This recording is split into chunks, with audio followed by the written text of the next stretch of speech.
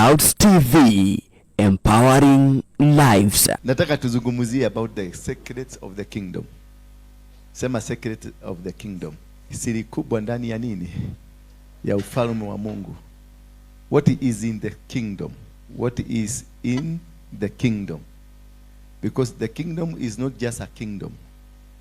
The kingdom iko na manifesto yake, iko na plani zake, iko na vitu zake ambazo zinatendeka ndani. Bwana Yesu asifiwe sana. Hallelujah. So there are top deep secrets. If you cannot be able to understand the deep secrets, deep, ambazo ziko ndani ya kingdom. Because kusoma Biblia is not a deep secret. Kuokoka is not a secret. Bwana Yesu asifiwe sana. Kukuja kanisani is not a secret. Kuna vitu ambavyo tuna unlock. There are secrets, there are codes, and there are people carrying these codes. Kuna watu wamebeba codes ambazo ndizo zina unveil the 144,000, of which in this church we have several. Bwana Yesu asifiwe sana. Lakini kwa sababu hauelewi, hata nikwambia hautaelewa. Bwana Yesu asifiwe sana. Hauelewi, na kwa sababu haujui na hutaki kuelewa na hautaelewa, tunakuacha tu hivyo, utaendelea kujionea maneno ikifanya nini? Ikiendelea. Bwana asifiwe sana. And this is what I want us to study today. Tusome kitabu cha Mathayo 13. Matthew chapter number 13. From there verse number 10. Now let us get to the purpose of the parable. The purpose of what? The parable. Wanafunzi wa Yesu wakamwendea na kumuuliza, kwa sababu gani unasema na watu hawa ukitumia mifano? Bwana Yesu asifiwe sana. Ni kwa sababu gani unaongea na watu hawa ukitumia nini? Mifano. Ni kwa sababu gani unaongea na watu hawa ukizungumza na nini? Na mifano. Verse 11. Akawajibu, ninyi mumefunuliwa kujua siri ya ufalme wa mbinguni, lakini kwao sio vile. Haleluya. Yaani kuna watu waliofunuliwa na kuna watu ambao hawajafunuliwa. Bwana Yesu asifiwe sana. Sijui kama unanielewa. Akawajibu, ninyi mumefunuliwa. Kwa hivyo kuna watu ambao tunatembea nao wamefunuliwa, na kuna watu ambao bado tunatembea na wao hawajafunuliwa. Ndio kwa maana anaongea kwa mifano. Kwa wale ambao wamefunuliwa wataelewa, na kwa wale hawajafunuliwa si wakati wao wa kuelewa sasa.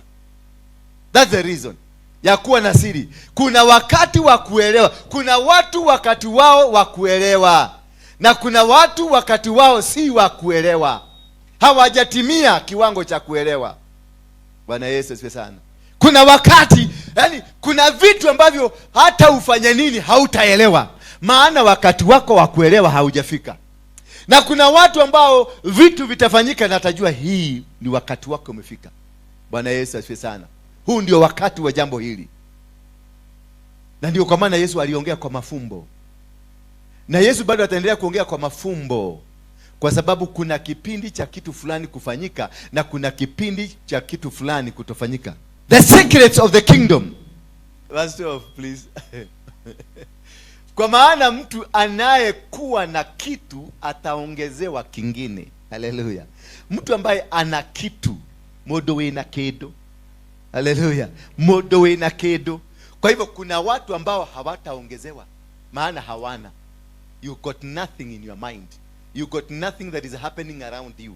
Can you ask yourself, we na kedo, una kitu wewe mwenyewe, ndio uombe Mungu akupatie ama akuongezee? Una kitu wewe mwenyewe ambacho kinahitaji msaada wa kuongezewa.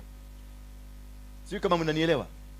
Ndio uweze kubarikiwa, lazima mwenyewe ndani yako, moyoni mwako kuwe kuna baraka fulani zinatembea. Ndio uweze kuinuliwa, lazima wewe mwenyewe uko katika mstari wa kuinulika. Bwana Yesu asifiwe sana. Hauwezi ukainuliwa kama hauko kwenye mstari wa kuinuliwa. Hauwezi ukabarikiwa kama hauko kwenye mstari wa kubarikiwa. Hauwezi kuenda mbele kama hauko kwenye mstari wa kusonga mbele. Bwana Yesu asifiwe sana. Huwezi kuwa kwenye kitanda umelala alafu unasema Mungu nisaidie, Mungu nipeleke mbele. Hawezi kukupeleka. Anapeleka watu ambao wako tayari kupelekeka. Are you ready kupelekwa? Umejitayarisha? uko sawa sawa, ama wewe bado ni masengenyo, ama wewe bado ni vita. Yaani kama wewe ni mtu wa vita utaongezewa vita. Haleluya. Kama wewe ni mtu wa masengenyo na kutaka kuona mabaya mabaya, utaongezewa hayo mabaya. Hicho ndicho kitu kile utakuwa ukikiona. You can't see what you are not seeing, what you don't have. You cannot be blessed with what you cannot be able to sustain. Hawezi kubarikiwa na kitu ambacho kwako ni nadra, hakiko, hauna. Hello. Yaani wewe ndio kitu, hauna kitu. Wewe hauna. Maana yule mama aliyekuwa anaomba anasema ako na deni, aliulizwa uko na nini? Akawa na vibuyu vikawekwa mafuta vikajaa, vikawekwa kingine kikajaa, kwa sababu vilikuwepo, na vilipojaa vyote mafuta ikakatika. Kwa hivyo mafuta haiwezi kukuja kule hakuna mahali pa kuwekwa. Maana mafuta ya Mungu haimwagikangi chini. Haleluya. Lazima iwekwe kwenye poti fulani, lazima iwekwe kwenye kiwango fulani. Jiulize sasa wewe mwenyewe, jiulize, kwa sababu nimeomba nahitaji msaada. Mimi kwangu, am I ready to receive? Do I have anything? Am I empty? Maana wengine wanakujaga kanisa, they are empty. Yaani hata ukijaza hakuna kitu kinaingia. Hata ukifanya jambo lolote, nothing they cannot even comprehend what you are doing. Bwana Yesu asifiwe sana. Hallelujah. So because they are empty, hawana chochote. Biblia inasema in verse 13, kwa sababu hiyo ninasema nao kwa kutumia mifano, kwa kuwa wanaangalia lakini hawaoni, nao wanasikiliza lakini hawasikii, wala hawafahamu. Yaani watu wako na macho wanakuangalia lakini hawaelewi inawaambia nini. Wako na macho wanakuangalia lakini hawaoni chochote. Wako na masikio na hawasikii. Wako na kila kitu lakini hawavitumii. You are in the ministry but you cannot be able to know why you are in the ministry. You are in the church but you cannot be able to understand ni kwa nini uko ndani ya kanisa. Uko kwenye biashara lakini hauwezi kuunderstand ni kwa nini uko kwenye ile biashara. Bwana Yesu asifiwe sana. Uko na huduma lakini how you don't understand the principles of your huduma. Hauna kabisa. Hauna kabisa, you are just empty. Na ndio nakuta watu wako tuko wengi kwa nisani, lakini ukiuliza kila mtu alielewa nini, hakuna mtu atakuelewa kile, atakwambia kile mwingine amekielewa. Kila mtu ameelewa kivyake. Bwana Yesu asifiwe sana. Kila mtu ameelewa differently. We understand these things differently because the capacity yetu ya kuelewa maneno kama haya, capacity yetu ya kufanya biashara, capacity yetu katika ndoa, capacity yetu katika shule, capacity yetu katika maisha yetu ni tofauti. Watoto wanazaliwa kwa pamoja na mzazi mmoja, baba mmoja, mama mmoja, lakini wanakuwa na utofauti mkubwa, maana maelezo, kuelewa ndio tofauti, kuelewa ndio kugumu. Hata kwenye hapa tunahubiri, fazi ni moja tunasoma, Biblia ni moja tunasoma, kanisani tuko pamoja, but understanding ndio problem. Understanding becomes a big challenge, and that is why you have failures in ministries, failures in churches, failures in activities, in whatever that you are doing there is failure. Kuna kutokuelewa, kutokujua, lakini sisi zote tulifundishwa mahali pamoja.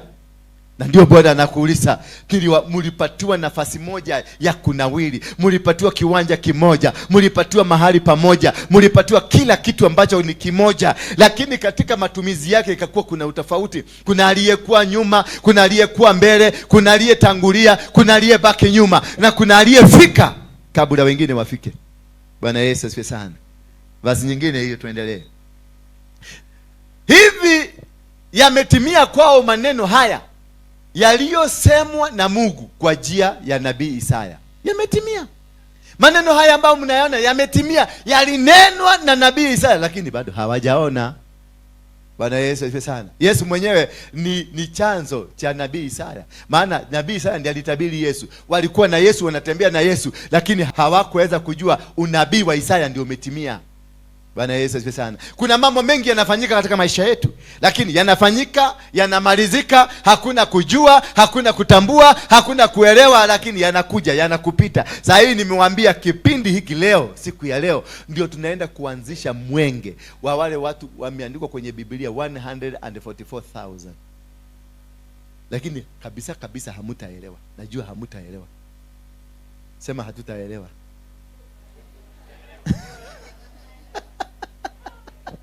Bwana Yesu asifiwe sana.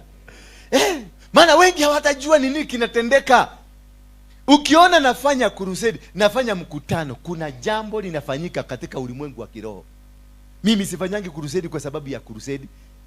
Sifanyangi crusade kwa sababu tunaenda crusade. Nafanyanga kwa sababu kuna agizo la kitu fulani ambacho kitatendeka. Kifunguo kimepatikana. Tuna unlock. Tuki-unlock leo mpaka mwezi wa 8 mtaona vitu hamjawahi kuona. Kuna mamlaka itaongezeka kubwa sana. Bwana Yesu asifiwe sana. Kuna nguvu itashuka kubwa sana. Kuna kishindo kitaonekana kikubwa sana, na watu watakuwa na mishangao mikubwa, maana yatakao tendeka from now to August. You've never seen them. Bwana Yesu asifiwe sana. And it will change what we are going to do today. It may look to you small, but it will change the destiny of the world. Destiny of the world. Ndio naona wale watu wa G7 walikuwa, they had conclamated huko France. They had sent this man from France akuje hapa Kenya ndio azuie siku ya leo. Hallelujah. Wamemuita Ruto kule ndio ajaribu kuzuia siku ya leo, but Ruto is uncoded. He is not in the code. Kwa hivyo hawezi kuelewa, hawezi kujua, but they wanted to use him to code Kenya, lakini tuka uncode. Na ndio kwa maana tuko na mkutano leo. Hallelujah. Sijui kama mnaelewa. Mnanielewa kweli? Hivi yametimia kwao maneno haya. Yametimia. Maneno haya ambayo nayazungumza yametimika, lakini kwa sababu hauelewi na hautapata nafasi ya kuelewa, maana haujapata kodi ya kuelewa. Shida si ati hautaelewa, utaona lakini hautajua ni nini kitatendeka. Utaona lakini you cannot be able to understand what is moving around.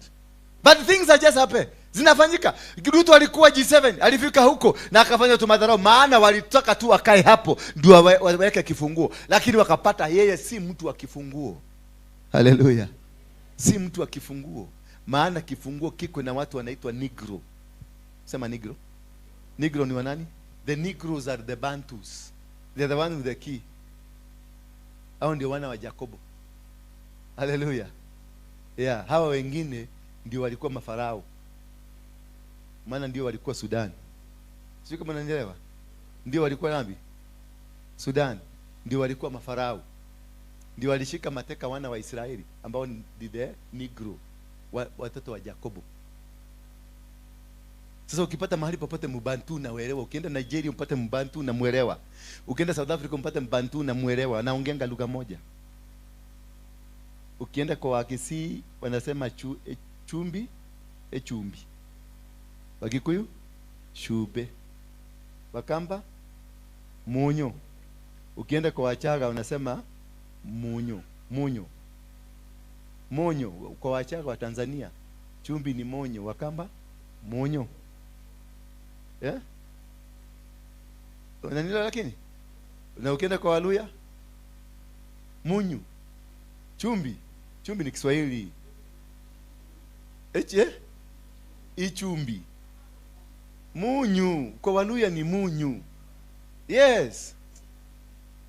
Ukienda Zuru ni monyo. Umeona sasa? Ni lugha moja lakini utofauti wa zones. Sasa tuko hapa na hamuelewi that you are a Negro, you are a Bantu, the child of Jacob. Sasa yule ambaye walikuwa wa Farao hawawezi kabisa kupingana na mtu ambaye ni Mnigro. Sasa wanamchukua yule waende wa mclone, wamfanye kifunguo cha kuwafungulia Wabantu. Haiwezekani. Maana hata yeye kukalia kiti alitumia Wabantu kukalia kiti kile. Wakati Moi ndiye akuwe president alihitaji Wakikuyu ndio wamsaidie kuwa president. Hello. Wazungu ndio waweze kutawala Kenya walihitaji Wakikuyu, walihitaji Wakamba. Dr. Kraft alipitia kwa Wakamba, akapitia kwa Wagriama, akapitia kwa Wakamba, akakuja kwa Wakikuyu, kisha akainua serikali yake hapa. Because you need that speciality to launch your part.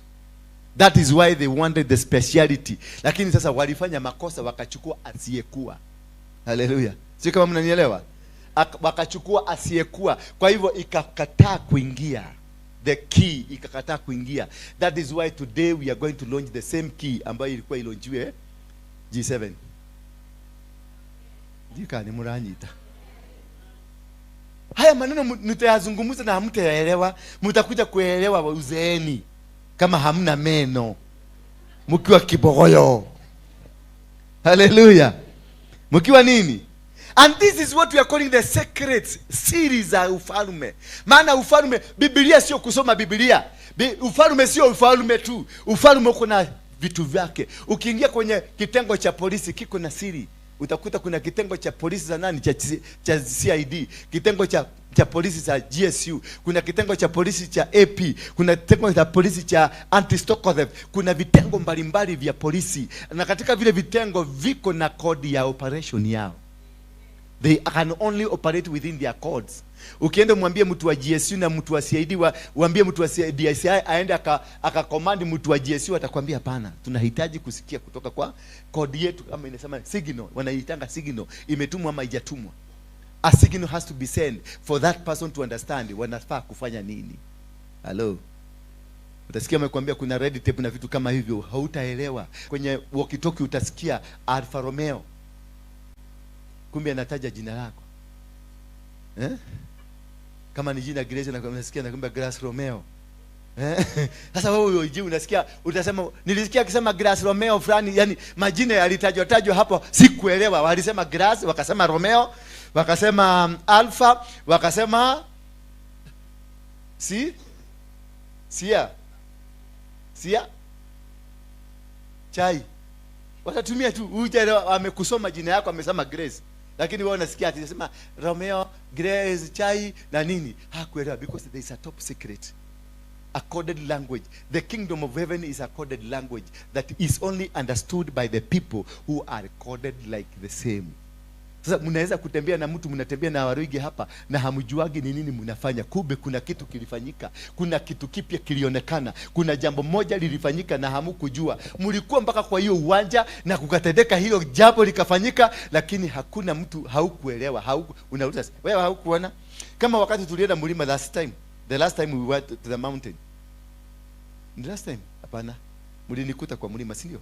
Ile ingine ni nini mkikuja kutoka na gari, mkikuja kutoka Nairobi, ni nini kiliwaandama na nyinyi? Kuna watu hawakuona nyota na mwezi kutoka hapa ikiwafuata. Ilifuata mpaka tukafika kwa mlima, na ilipofika kwa mlima haikuzima, kukiwa na jua ilisimama hapa katikati. Bwana Yesu asifiwe sana. Patukiambia mtu nieta makadionire. Ni dario haunie jionire. Kwa sababu mara ya kwanza ile tulienda kulinyesha mvua, yeye alikuwa anangojea mvua inyeshe. Lakini hakuelewa madhabahu ambayo tulikuwa tumeenda kuinua ni madhabahu ya moto, kwa hivyo hakungekuwa na mvua. Haleluya. Sijui kama unaelewa, ni madhabahu ya nini? Ya moto. Kwa hivyo hakungekuwa na mvua. Madhabahu ya kwanza tulipoenda mara ya kwanza tulitumia maji. Si niliwaambia mkachote maji? Tukatumia maji kwa sababu ilikuwa madhabahu ya maji. Bwana Yesu asifiwe sana. Kila kitu kinakuanga na system yake. Tulipoenda kwenye mlima, nilipopanda mpaka kule mlimani, watu wengi waliona crown. Wangapi waliona crown kule juu kwa mlima? Wale tulikuwa na wao. Utionile. Kuna vitu vimefichwa. Mungu ameficha vitu ndani ya vitu.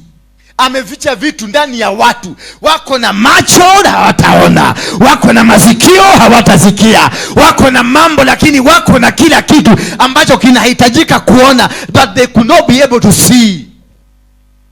Bwana Yesu asifiwe sana.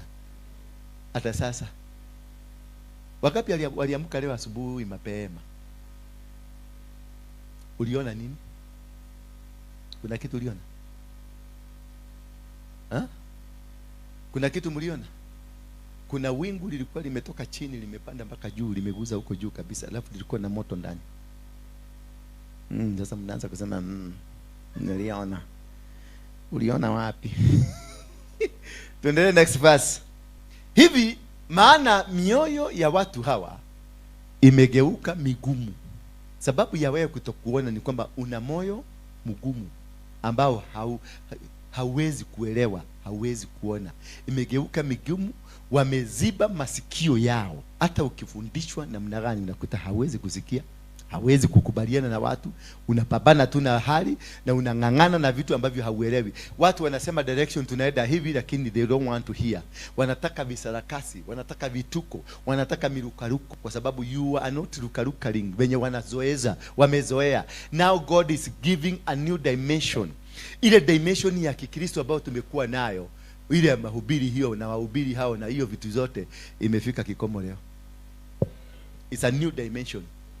Hawa wazee wote ambao wataendelea na hiyo dimension ya 4 world churches imefika mwisho leo. Imefungwa. The 4 world churches, we are getting into we have gotten now into officially the church without wall. It will be much popular, much strong, because hiyo rodhigo inaondolewa, ndio wale ambao walikuwa wamejitengenezea kingdom zao ziaguke. Bwana Yesu asifiwe sana. Kuna wale walikuwa wametengeneza kingdoms zao na ndio sasa zinaenda kuporomoka. Already zimeporomoka. As you are talking, zimeporomoka. You are not going to witness such things again. You are not going to witness kingdoms za watu. You are going to witness the kingdom of heaven, the kingdom of God. My church. My church has come to an end. It is the kingdom. It's not about the religion. It's about the denomination. It is about the kingdom, not about the church, not about the religion. The religion has come to an end. Kanisa imefika mwisho. Sasa we are starting with the kingdom. We'll be talking about the heavenly kingdom. We'll be talking about the power of God. We'll be talking about the systems of heaven. We'll be talking about the secrets of heaven. Na sasa ndio mtafunuliwa mafunuo ambayo utaona vitu ambavyo vilikuwa vimefichika, utaanza kuviona kwako kutoka leo. Bwana asifiwe sana. Maana mioyo ya watu hawa imegeuka, yani kwa sababu anaongea kwa mafumbo, kwa sababu macho yao hayaoni, kwa sababu masikio yao haisikii, ni kwa sababu mioyo yao ni migumu. Hawawezi hata kwa kaambiwa change imeingia, akaambiwa Yesu amefanya nini, ameshuka. Maana Yesu huyu ambaye walikuwa namwangalia ni yule aliyetabiriwa wakati wa Isaia, lakini because mioyo ni migumu hawakumtambua. Walikuwa naona tu mvuvi, walikuwa naona tu beach boy. Bwana Yesu asifiwe sana. Haleluya. Wameziba masikio yao, nao wamefunga macho yao kusudi wasipate kuona. Wamefunga ndio wasikubaliane na mageuzi. Wamefunga ndio wasikubaliane na njia ambazo Mungu anawaambia. Wamefunga masikio ndio wasisikie ati kuna change. Wamefunga masikio ndio the church without walls inainuka. Hawataki kusikia. Batireda kuigwa none marame ya eko. Wanajua inafanyika, wanajua inatendeka, lakini they want to refuse. They want to say no. Ndio msiongee na yeye, anaziba masikio ndio asihakusikia. Bwana Yesu asifiwe sana. But it has come. Tuendelee bami, tuendelee tupatie tu hiyo. Nao wamefunga macho yao kusudi wasipate kuona, nao wasipate kusikia. Wamefunga masikio wala wasipate kunigeukia, nami ningewaponyesha. Kama wangegeuka, I could have healed them. So the healing has failed to come because there is a refusal for us to agree to God to heal us. For us to be delivered, for us to be changed, for us to be transformed, for us to be made afresh and new again, we need to be healed. And only to be healed is listening and hearing the word of God. And because we are not ready to hear that, hatuko tayari kabisa. We are not ready to understand. We are not ready to comprehend. We are not ready because tumefunga masikio, tumefunga macho, tumefunga kila dimension. That is why we are not able to be revealed into the secrets of heaven, because we don't belong to them. Until ukubali, moyo wako ukubali. Until masikio yako yakubali kuona, kusikia. Until macho yako yakubali kuona, that is the only you are going to be revealed. The spiritual understanding of different dynamics. Bwana Yesu asifiwe sana. Wala wasipate kunigeukia, nami ningewaponyesha. The reason we are not healing, there is no healing sasa inafanyika. The reason there is no transformation. The reason there is no deliverance. The reason there is no change of life. Maisha haibadiliki. Tumekuja kanisani mpaka watu wameboeka. People are not coming to church. Why? Because wameboeka, nothing is happening. Umeenda kanisa miaka 10, nothing has happened. You are even poorer kuliko venye uliingia kanisa, because you got it wrong. Ulikosea, kuna mahali ulikosea. Na katika hiyo hali ulikosea ndio maana ulipoteza reli. Ukaenda Nanyuki badala uende Kisumu. Bwana Yesu asifiwe sana. Verse 16 please. ulipotea njia, you lost the track. Lakini heri kwenu nyinyi sasa. Heri nani? Heri kwenu nyinyi mlio hapa. Semeni amen. Jamani, semeni amen nzuri. Maana naona mmekumbuka hapa. Heri kwenu, kwa sababu macho yenu yanaona na masikio yenu yanasikia. Sijui kama ninyi nazungumzia ama kuna watu wengine ambao nawazungumzia, lakini naona si kama ni nyinyi, ni watu wengine. Yaani heri nyinyi masikio yenu yanasikia, heri nyinyi macho yenu yanaona. Maana Mungu akiwa mbinguni ameona kweli, masikio yenu yanasikia, macho yenu yanaona. Bwana Yesu. That is why God has chosen this time to reveal to you the secret of the 144. And you being part of it as the transformation of 144 imefanyika ukiona, na imefanyika kwenye macho yako, imefanyika kupitia kwa ushawishi wako, maana utahusika one on one. Sijui kama mtahusika ama mumewachwa nyuma tayari. Unajua unaweza kuwa unatembea na watu kumbe walishawachwa nyuma. Unatembea na watu ambao hawajielewi. Unajua unaweza kutembea na watu yani unaona wanatembeaga hivi maana walikosa mpaka nguvu ya kutembea. Unaona ni kama ni kispring tu kinapeleka mtu kinaenda hivi. Kumbe maneno yalinenwa na wakapitwa na yale maneno, na maneno yakaenda. Hello. Verse 17 please. So understanding these things, they make you to become so powerful. Kweli ninawaambia manabii wengi na wenye haki wengi walitamani kuona mambo mnayoyaona sasa. Sijui kama mnaelewa hapo.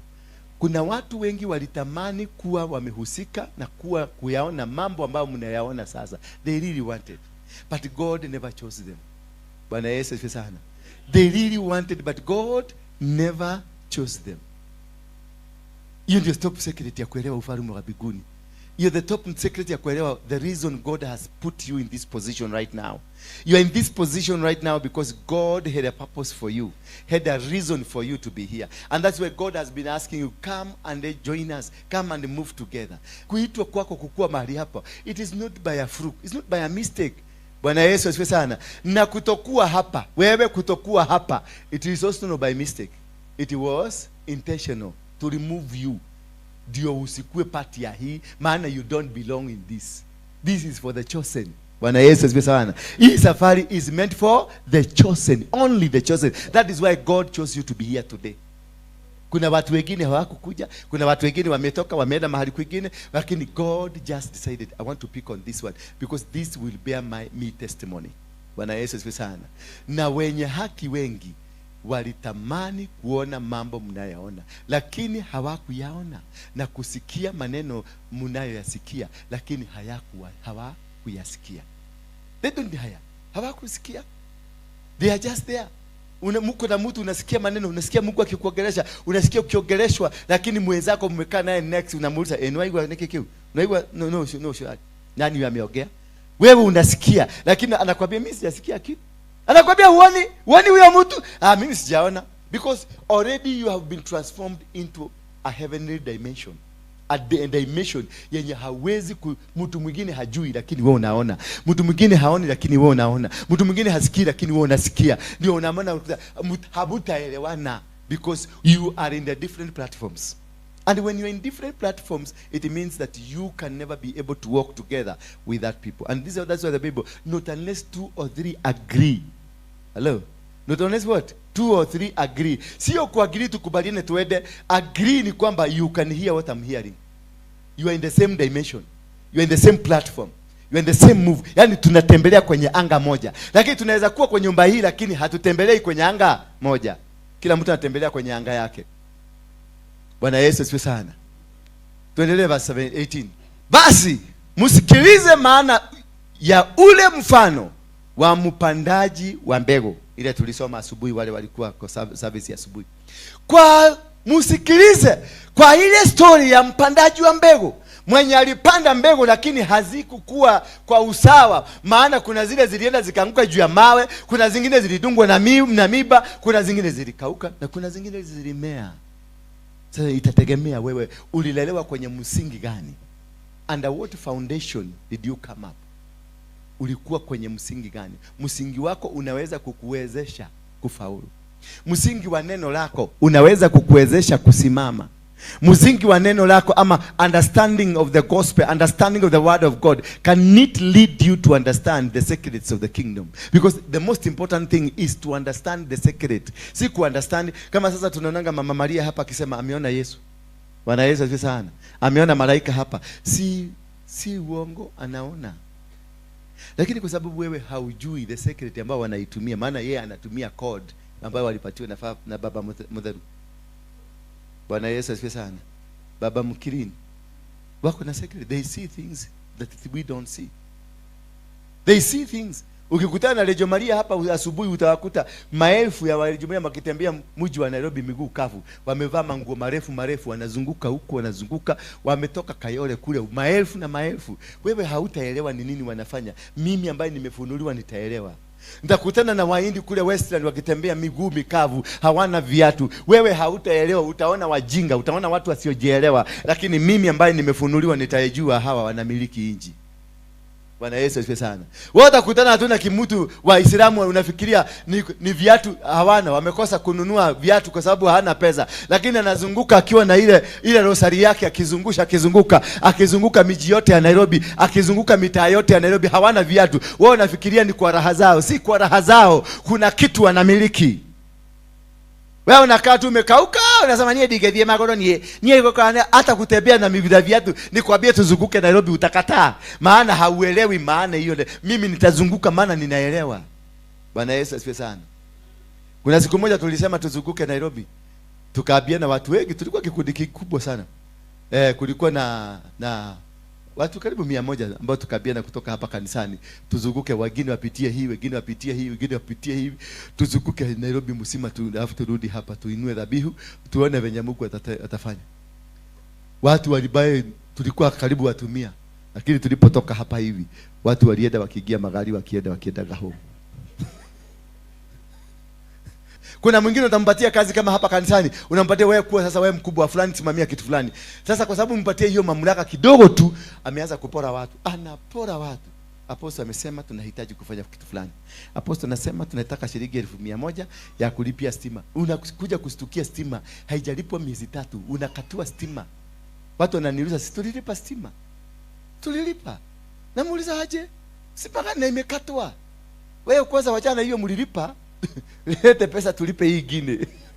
I think kuna stima line 2. Hiyo ingine haijakatwa, hiyo mlilipa haijakatwa. Lakini hii ambayo tujalipa imekatwa.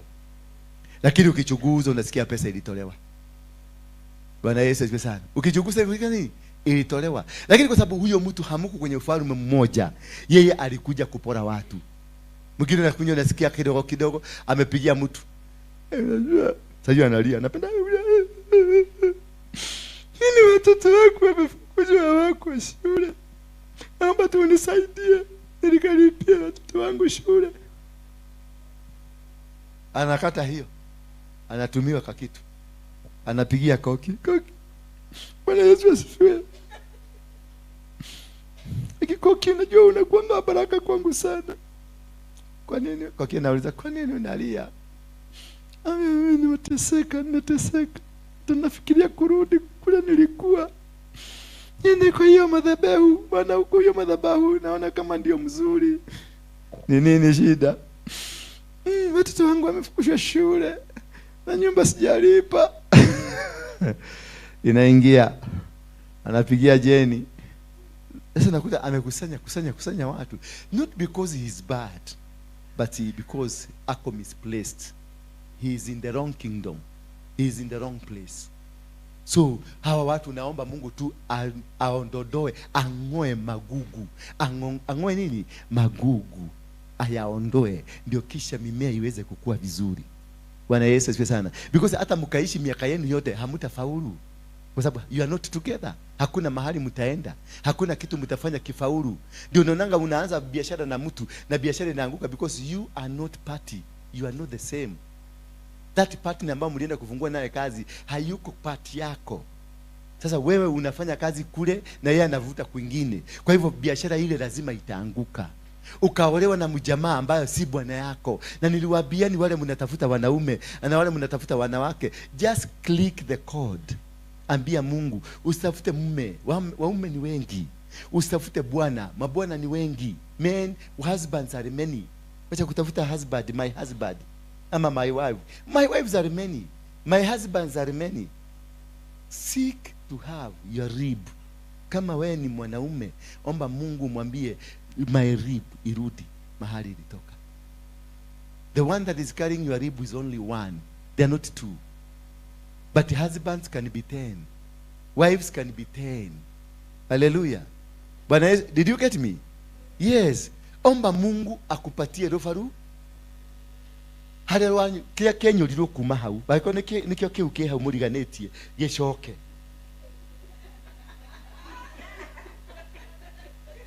Nanyita. Todo angalia sasa. Tuseme huyu mama, tuseme ni mkode hivyo ako sasa hivi. Sasa huyu usikaka tu sasa. Sasa huyu mwanaume ndio alikonoro, alivujwa hii bafu ikatengeneza wewe. So ndio hiyo doa yake ifaulu, lazima mahali ile bafu ilivujwa the same irudi ilalie. Na itarudi hata ukivuja bao hivi, uirudishe hivi weke guru inashikana. Lakini ukivuja bao hapa na urudi uvuje bao ingine hapa, ushikanishe hii na hii, haiwezi kushikana. Haiwezi kuingiana. Bwana Yesu asifiwe sana. Ndio unakuta yani watu ni matajiri, watu wako na pesa lakini hawasikilizani. Maana ulienda ukatafuta mwanamke ambaye ubavu wake sio wako, ubavu kake ni kadogo, wewe mahali ilikatwa ni parefu. Sasa kwa sababu umechukua na umelete hiyo ubavu kake kafupi, katakuja katafika nusu, katabakisha shimo. Kakibakisha shimo ndio unakuta familia iko lakini iko na baridi, maana kuna mahali inaingishia baridi. Unaona wako na marriage job but there is no hope, there is no family there. Wako na makabuni but there is no family there. Hakuna kitu ambacho kinaendelea, hakuna kitu ambacho kinafanya kitu chochote chile. Bwana Yesu asifiwe sana. Bwana Yesu asifiwe sana. Kwa hivyo utapata hakuna kitu kitaendelea kwenye familia, hakuna kitu kitaendelea kwenye misingi yako, hakuna kitu kitaendelea kwenye chochote unachokifanya. Why? Because kuna kibaridi. Ndio unakutaga wao ni familia mzuri lakini upendo hauko. Waikara kama hao hete. Anyway, ni watu yani wanaishi ruda lakini wako na baridi. Wanaishi Karen lakini ni baridi, ni familia iliyo na baridi. Lakini na pia ule mwingine ubavu kaenda ukachukua ubavu mrefu kuliko what you are. Sasa hii ubavu ikweti ilikuja kufikishwa, ilibakisha tumimwanya, yani pale ilivujua ili extend. Sasa inakuja mpaka kwa heart. Na unajua heart iko wapi? Na hao ndio tunaitaka masubua. Wana shida yani ni mwama, yani from morning to evening ni kelele, ni makelele, ni japa, yani ni subua tubu. Kwa sababu ni nini? Dofaruni ruraihu, unaduka. Hakuna siku mtakuwa na amani. Bwana Yesu asifiwe sana. Hakuna siku mtakuwa na amani, hakuna siku mtaelewa. Hakiwezi kikaeleweka hata kidogo. Sio kama unanielewa. So that is why you gonna go look, pray, ask God to send you back. Kama wewe ni mama, uliza Mungu akurudishe mahali ulitoka. Kama wewe ni baba, mwambie kusachie rufaru kulelole huyo mahali hadi wagwereire. Wewe uokote urudishwe. Na ikikuja ikilalia itaigia vizuri. Kila kamwanya kataziba. Utakuta hao watu hawana pesa mingi, hawana utajiri mkubwa, but it's a couple that has a lot of peace. Meda inegija unakutaga wakiwa supermarket wakienda kununua sukuma ya shilingi 5. Unaenda wanaenda wawili pamoja. Sukuma ya shilingi 5. Wanarudi wakikuja unakuta wananunua roll pop, wanakula roll pop moja kwa sababu hawana pesa. Wanarabanisha, huyu anaraba hapa na huyu anaraba hapa. Huyu anaraba hapa na huyu anaraba hapa. Because these people are at peace. Unakuta kimwanaume kama mimi kinakutana na mama ako na watoto wangapi? 5 kama 6 wakubwa wasee. Kwa sababu ni yeye ubavu wangu tunaigiana. Na hawa watoto ninawapenda. Na watoto wananikubali na wananipenda. Maana the blood imerudi. Dofaru umerudi. Bwana Yesu asifiwe sana. Hebu waambie mwenzako, mimi venye nimeangalia mpaka hapa tumefika ni kama niko kwa wenyewe.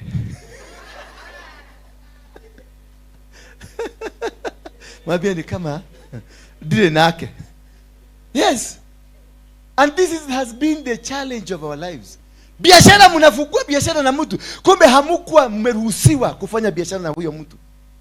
Biashara inaanza kidogo kidogo, siku ya pili, siku ya tatu ndio hiyo kiherehere. Sasa tuko na siku 3, hatujafanya hesabu, hata hatujafanya nini. Unakuta vita vimeanza hata kabla hamjapiga hatua mbili. Vita vimeanza kwenye biashara. Unaleta mtu hapa kanisani, ni mgeni tu amekuja, amesema mimi nilikuwa pastor mahali fulani, sasa Mungu amenileta Nairobi, nataka kukaa hapa Nairobi. Nataka kukaa chini ya mafuta yako. Ukimaliza mwezi moja, huyu alitaka kukaa chini ya mafuta yako, nasikia sasa ametengeneza kikundi yake ya kukupiga. Mwenye alikuja akae chini ya nani? Chini yako. Ametengeneza kikundi na ameanza kutengeneza tu message, ameanza kutumia watu. Ati venye nimeona huyu apostle hajakomaa vizuri. Ndare arahia wega. Ni arafatara tumuhoere. Ndenda guthondeka gikundi kike na gikundi kia mahoya. Nataka kutengeneza kikundi ya maombi ndio tumuombe. Kumbe ni kanisa anatengeneza. Hii ni side charge. Ndio kifika kaka kidogo anasema roho wa Bwana amesema. Huyo mtu hana roho ya Mungu.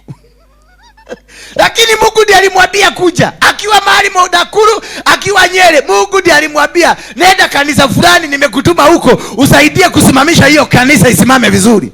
Ndivyo aliniambia akikuja. Alipokuja nikampokelea. Bwana Yesu asifiwe sana. Unaenda PCA unapokelewa. Unaenda Neno Evangelism unapokelewa, maana ni Mungu alikutuma. Lakini after 6 months hapa hakuna Mungu. Mimi venye nimeangalia, nimeona huyo.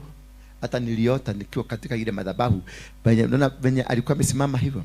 Mimi niliona nyoka kubwa ikizunguka, ikapita ikamzunguka, alafu ikakuja ikasimama kwenye madhabahu hivi.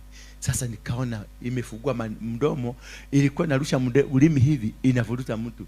Kule Mungu alikutuma. Kule Ngai yagutumite.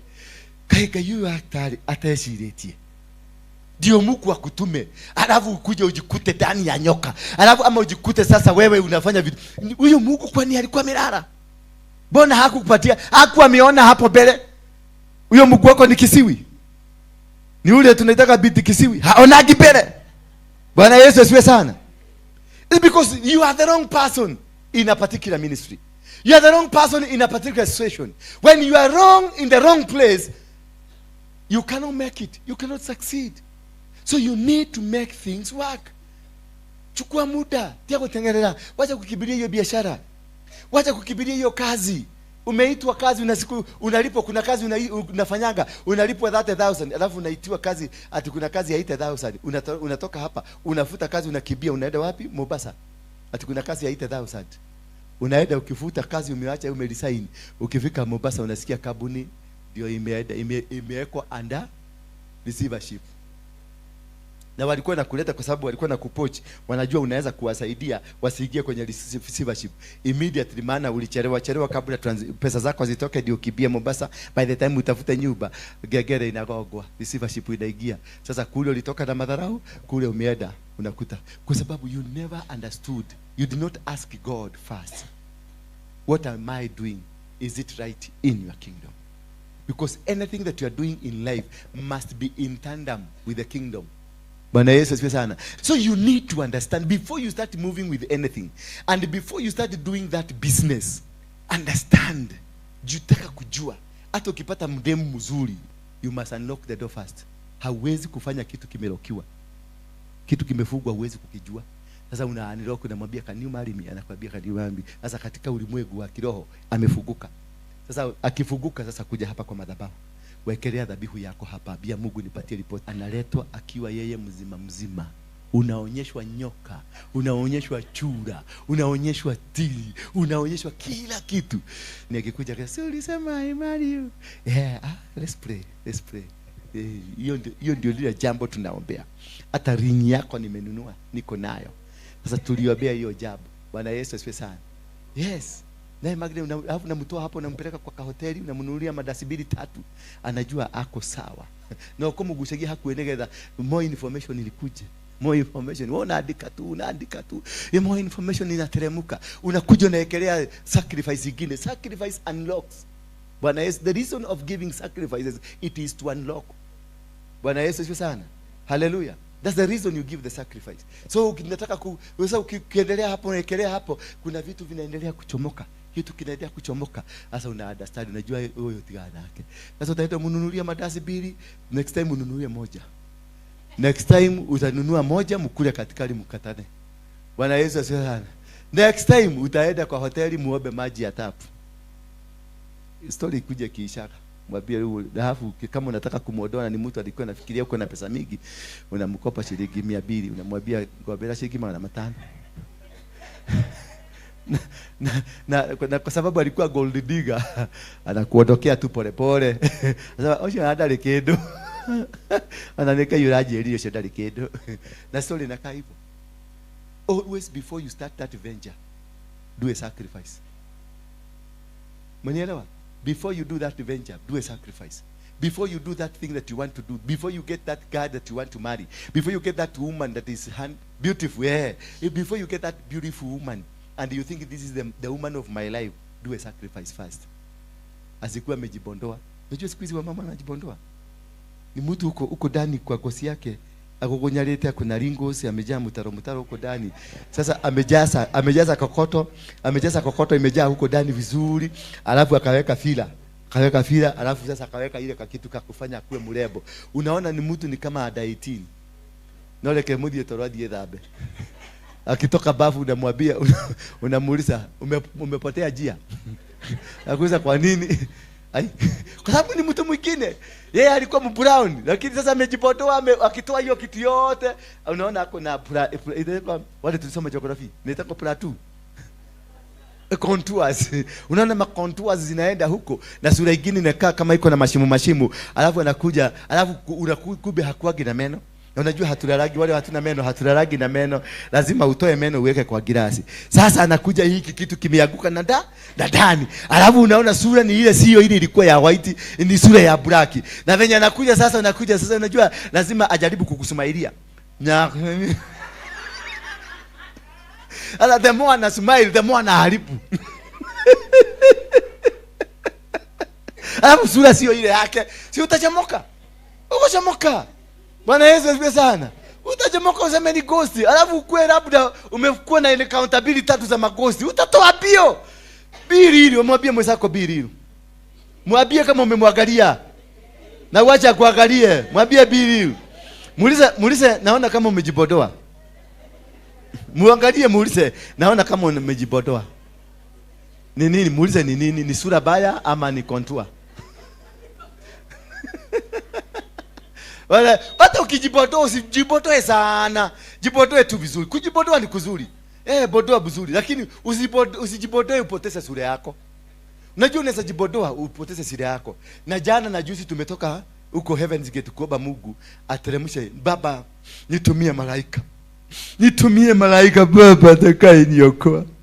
Tena jambo moja sana, Mungu atumaki kitu kingine, anatumaka malaika. Na huko biguni wako na picha yako original. Venye ulizaliwa, venye huko, venye uliubwa. Sasa malaika akikuja anakuja na picha yako. Sasa anakuja napata umejipotoa. Picha yako inasema wewe ni mweusi. Sasa hapa na inasema wewe ni mtu wa miaka 60, ni mumezeeka. Alafu sasa picha ile anakuja, ile mtu anakuta kasichana ka 25 years. Alafu ni ka brown, kamenyoka, alafu huko ni kwa red, alafu huko kametoboa, alafu huko kametengeneza, yani unakuta ni kamurebo. Yes, ni kamurebo, lakini kamechange identity. Malaika anakuja na angalia akasema naenda kwa Mungu anasema mimi sikumpata. Na sasa hiyo unapiga makelele huko, Baba nikumbuke. Mpaka Mungu anamwambia ni huyo. Ni sio. Ona sauti ya kelele yake. Baba, hii picha na hiyo mtu si hapana, kwa sababu ulijipondoa ukajiondoa kwenye sura ya Mungu ambaye anakubariki nayo, because God is using codes. Anatumianga code katika baraka, katika kukuinua, katika kukubariki, anatumianga code. Sasa code yako umebadilisha, sura umebadilisha. Kucha zimekaa ni zile zinakaa namna gani? Ni mrefu, kucha mrefu imeenda mpaka huko, ingine imeenda mpaka huko. Sasa hata kiona mpaka anafanya nini? Hata simu anafanyaga hivi. Sasa anasema kule biguni hauna makucha. Kwa huko anakuja napata ako na makucha mpaka nikaogopa anaweza kuniduga. Abia mwenzako jaribu kukuwa original. Mwambie katika kuongea kwako kuwa original. Katika kutembea kwako kuwa original.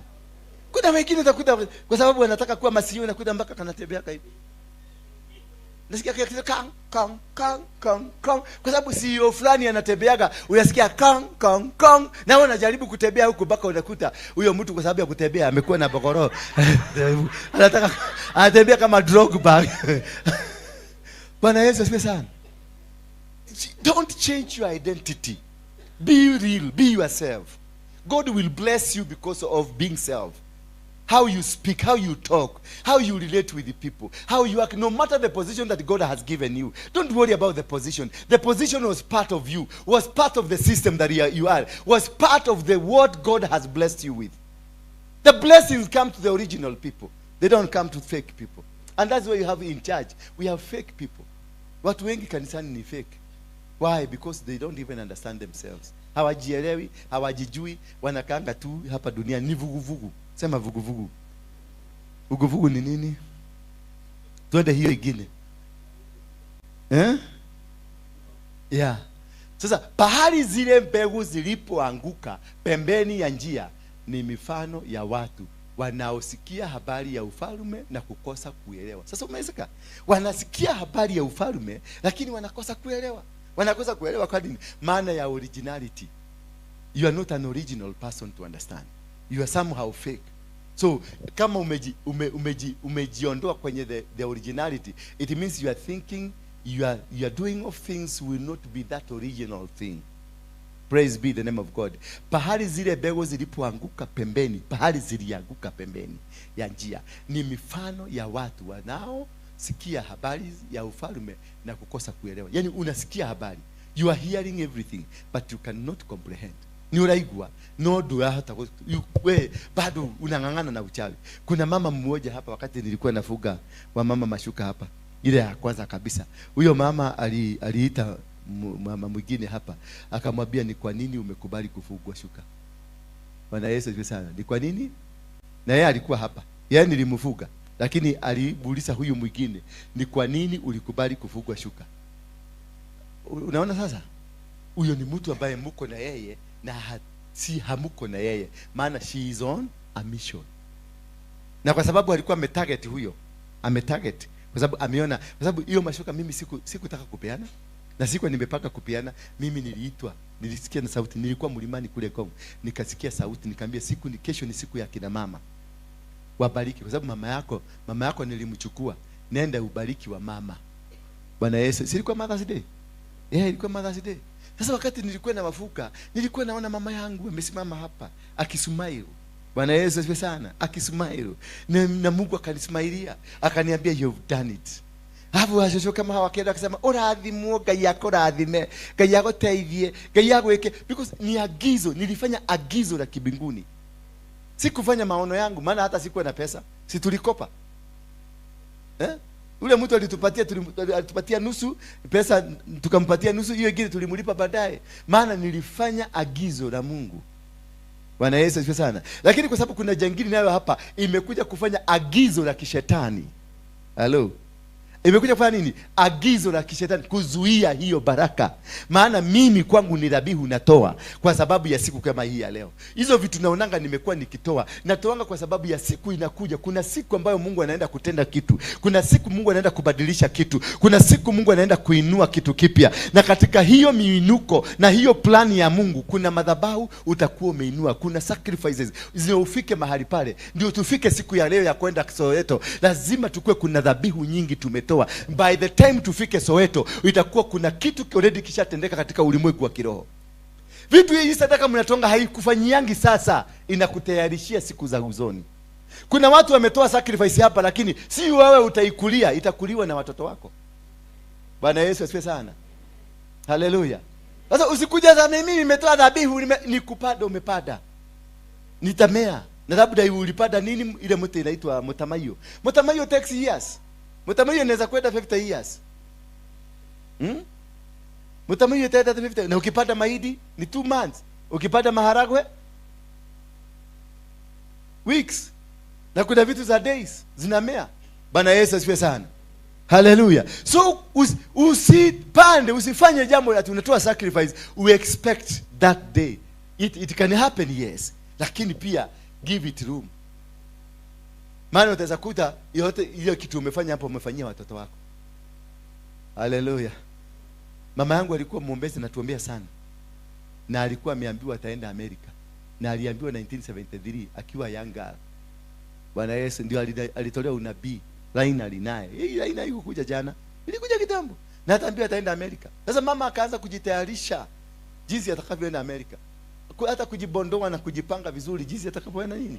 Akaanza kujipaka mafuta ya kukama ng'ombe ndio itengeneze mwili mzuri, ndio ataenda Amerika. Mama alienda Amerika akiwa na 79 years. Nani alimpeleka? Mimi ndio nilimpeleka. Kwa hivyo maombi, yeye alipanda mbegu ilimea kwangu. Haleluya. Mimi ndio nilimpeleka, na mimi nikamjengea nyumba, maana hakuwa na nyumba ya mawe, alikuwa na nyumba ya mbao. Ilibidi anisubiri mpaka nipate pesa, kwa sababu alipanda mbegu na hiyo mbegu ikamea, lakini ilibidi inisubiri mpaka nikuwe na hela. Yeye ndiye alinitiririra, alinisimamisha, nikasimama, ndio na mimi nikakuja kuwa baraka kwake. Kwa hivyo chochote ambacho unakifanya hapa unaweza kukivuna sasa, lakini pia unaweza kukivuna miaka ijayo. Kuna vitu umetoa zinakuwa kwa sasa, zitakuwa, na kuna zingine zitakuwa, zita take time kukua. So that is what you need to understand, upandaji wa mbegu. Bwana Yesu asifiwe sana. Na kuna zingine utafanya zipotee, maana zilikuja kwa wakati ambao sio, zilikuja kwa wakati ambao si wakati sawa. Bwana Yesu asifiwe sana. Kwa hivyo lazima tuweze kuelewa mambo kama hayo. Tukielewa hivyo, tutajua ni kwa nini tunatoanga dhabihu, ni wakati gani tunatoa dhabihu, na tunatoa dhabihu kwa nini. Kuna dhabihu ziko hapo hapo, kuna dhabihu itakaa, kuna dhabihu itakaa miaka, itakaa mpaka kwa sababu ya vijukuu vyako. Maana the blessings is supposed to go to the children. Kwa watoto, vitoto vya vitoto vyako vinafuata kufuta hiyo dhabihu umetoa, itakuliwa na vitoto vya vitoto vyako. Kwa hivyo kuna kitu kitakuwa long term, short term and mid term. And this is what you need to understand. Pahali zile, tuendelee na 20 please. Udongo wenye mawe pahali mbegu zilipoanguka ni mfano wa watu wanaosikia neno la Mungu na mara moja wanalipokea kwa furaha. Kama wewe ni hiyo mbegu ambayo ilianguka kwa udongo mzuri, ni wale ambao wanasikia neno la Mungu na wanalipokelea kwa haraka na wanalifuata kwa haraka, na unaona watu kwa furaha wako sawa sawa. Na unakuta watu wanakaa na mchungaji yule, wanampenda yule mchungaji na wanatembea na yule hawana shida na yeye, maana ile mbegu ilimea immediately. Na ilimea kwa sababu ya nini? Iliwekwa kwenye udongo mzuri. Uliza mwenzako, wewe unaona kama wewe ni udongo ya kutengeneza nyugu ama ya kumeza? Unajua kuna udongo ya kutengeneza nyugu, inaitwa clay soil. Hiyo hata ukiweka chakula haimei. Ikimea kama ni mahindi inakuwa kitunguu, kwa sababu it is not loam soil. Bwana Yesu asifiwe sana. Ukipanda kwa wakati wa jua kwa cotton soil, mvua mimea yote itanyonya, kwa sababu cotton soil inapoteza maji haraka sana, itakauka. So you need to understand, wewe umepandwa kwa udongo gani? Umepandwa kwa udongo gani? Huduma yako umeipanda kwenye udongo gani? Why is it that you have always problem with the church ministers? Why is it always you have problem with the people that you fellowship together? Why is it that you have problems where kitu unaonanga ni watu kutokoso na kutokosana, unaonanga vitu vingine viovu? Why does it you only see the negative things, you don't see the positive things? Ukijiuliza maswali hiyo na ujiulize, niki gitumaga nyonaga maundu mage, niki gitumaga ndona apostle mena maigira ofi ndeciria uria meguthi gukomane, ndineciria uria magihoya mambararie Ngai. Why is it that hauwezi kuona Mungu akiinuliwa, unaona Mungu akiletwa chini? It's because there is something wrong with you. Kuna kitu ambacho kwako, kuna mbegu ilipandwa na iko juu ya mawe ama imedugwa. Bwana Yesu asifiwe sana. Hebu jiangalie vizuri uone kama wewe ni mbegu imedugwa. Look at yourself. Hebu angalia uso yako, uone kama wewe ni mbegu imedugwa. Udongo wenye mawe ni pahali mbegu zilipoanguka na mfumo wa watu wanaosikia neno la Mungu, na mara that kitu kinafanyika na wanafurahia. Verse 21, wanafurahia, they are happy because of what God is doing them, and they can be able to relate. Wanakuja kwa ministry kama hii na wana settle down na wana relate na hii ministry, na unaona baraka zao, milango yao inaanza kufunguka.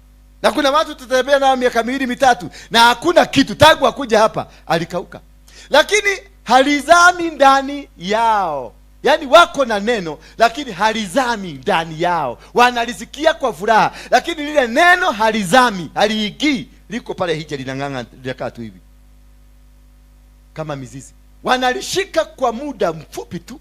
Unakuja, the only thing that you can able to, unalishika kwa muda tu. Apostle, mwe apostle ni yakuji. Kiwake ukima yako. It was mine. The way he alizungumza, the way articulate vizuri, kwa mpango mzuri, kwa mpangilio, it was me he was preaching. Lakini kesho mkutane na yeye, unakuta anafanya completely different from what I was preaching. Bwana Yesu asifiwe sana. Yeye ndio utamkuta kwa jikoni akitengeneza masegenyo. Yeye ndio utamkuta jikoni akipiga mtu. Yeye ndio utamkuta jikoni akifanya kile vitu. Tofauti kabisa. Neno alilisikia lakini hana uwezo wa kuliweka. Hana uwezo kabisa wa kuweka lile neno likaweza kutahimili.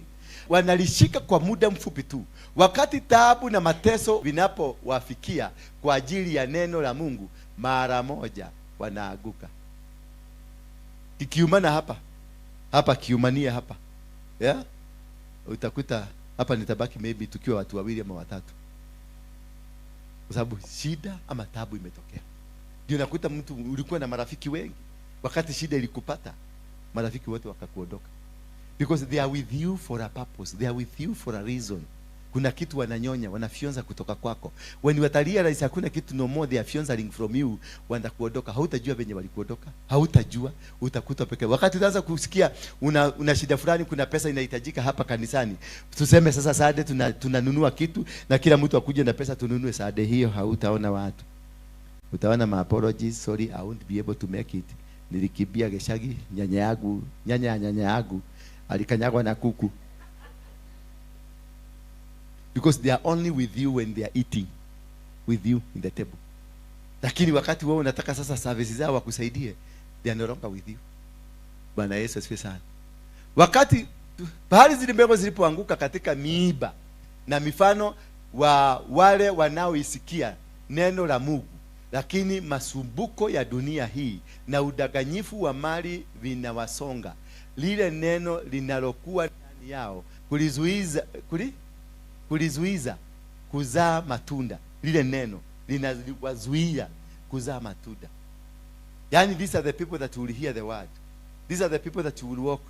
Hawa ni watu mtasimama na wao, mtatembea na wao. Lakini sasa ni wakati misukosuko ya dunia inafika, mashida zinakuja, unafiwa na mume wako, unafiwa na mke wako, unapata matatizo ya kifedha, unafutwa kazi, that time na maudanganyifu wa mali zinavyosonga lile neno linalokuwa ndani yao na kulizuia kuzaa matunda.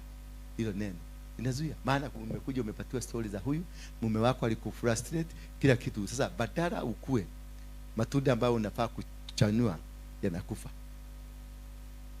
That is what has happened to many people in church.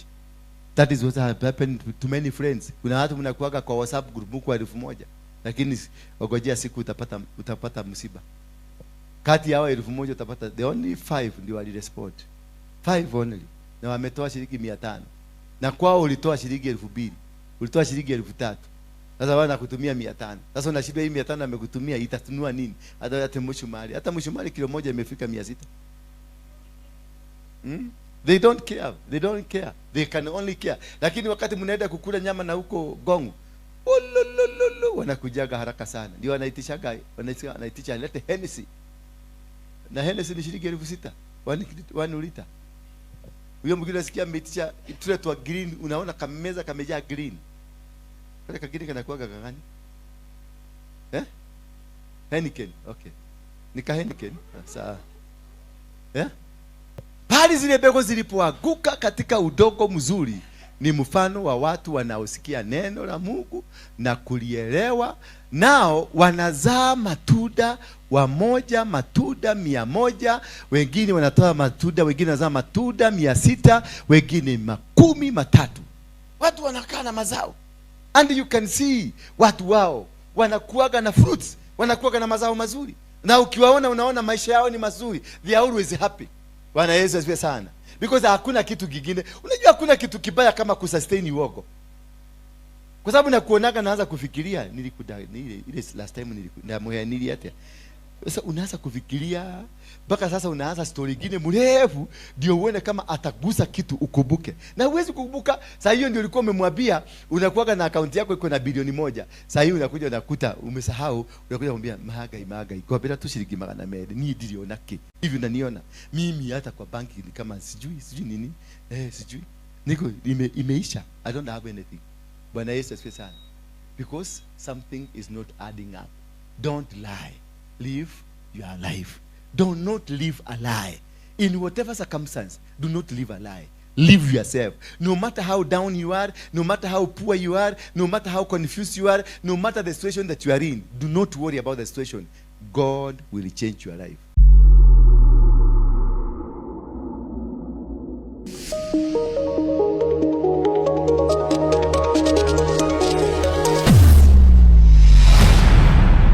Bethel Clouds TV, empowering lives.